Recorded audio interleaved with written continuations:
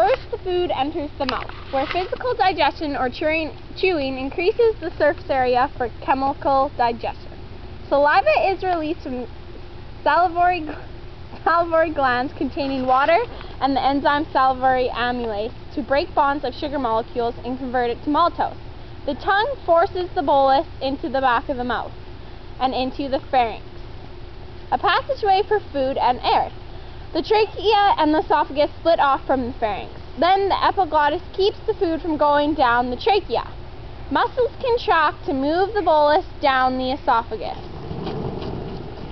The cardiac sphincter at the base of the esophagus must relax and open for food to enter the stomach, which has walls with 3 layers of muscles that churn food. Stomach releases gastric juice and bolus becomes acid chyme. Next, the food enters the pyloric sphincter, which controls the passageway of acid chyme into the duodenum, which is the first part of the small intestine, specialized by chemoreceptors. The gallbladder releases fat emulsifier bile, and the pancreas releases pancreatic juice with enzymatic components to break peptide bonds. Now the food is in the ileum, the longest part of the small intestine, lined with villi to produce ATP.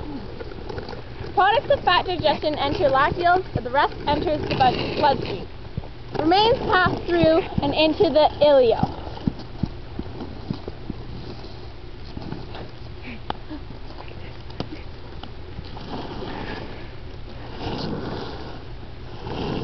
Just before the large intestine, the food goes through the cecum, then into the appendix,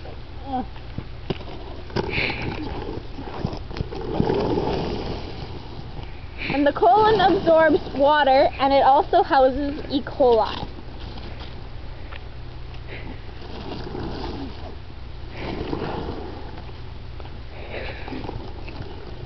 The rectum stores feces until defecation, and the food leaves the body through the anal sphincter. Then it ploops into the toilet and goes to the sewer.